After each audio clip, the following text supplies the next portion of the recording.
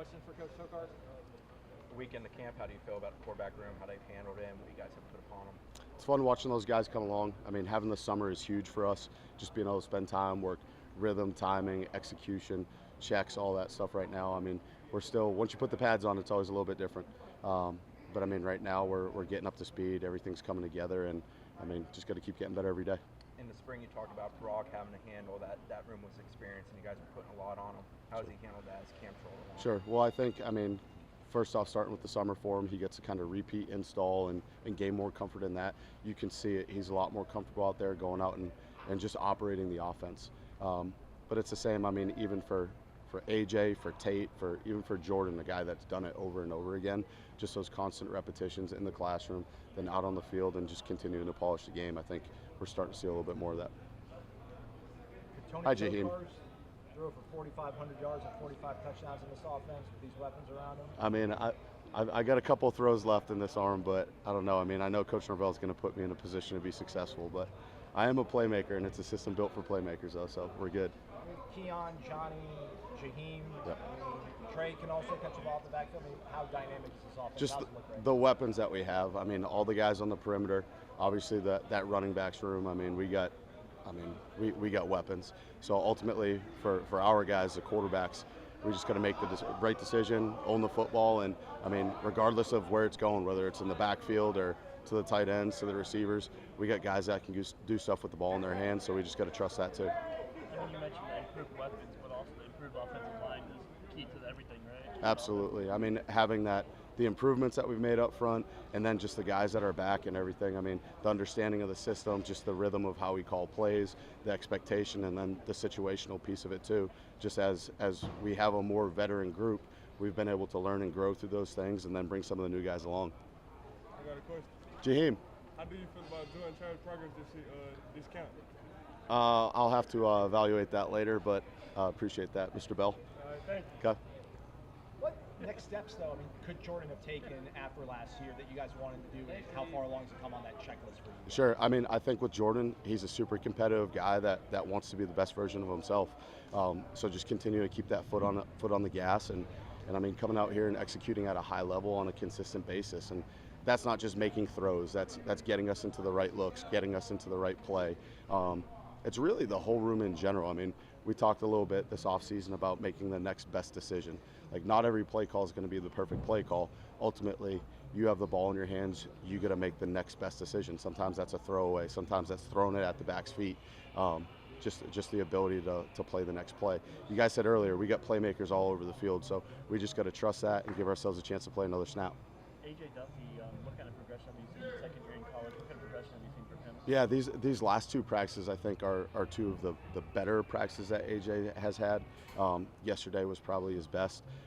Just continue to come along, apply the meeting room to the field.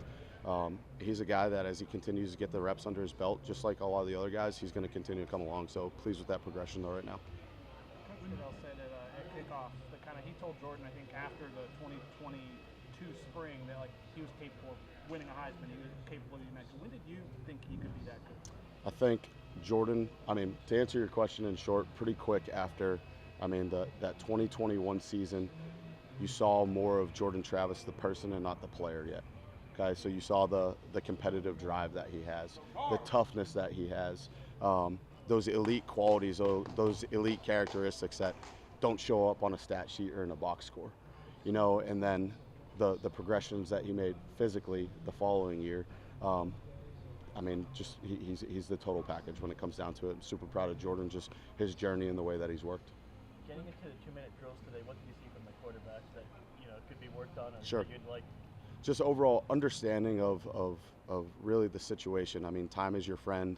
I mean, when to throw the ball away, when too much time is coming off the clock, risk versus reward, and that's everything. I mean, we're starting to get into a little bit more situational football, and it goes back to what I said earlier. I mean, we got to make the next best decision.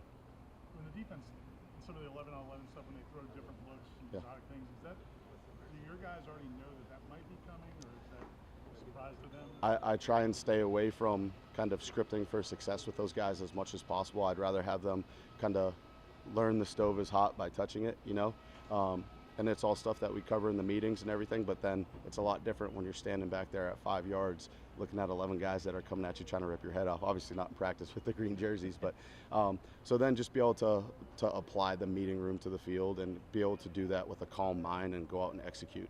Go ahead. And how good is Jordan at handling that kind of stuff? I mean, Jordan, he's got that savvy veteran football mind to him now.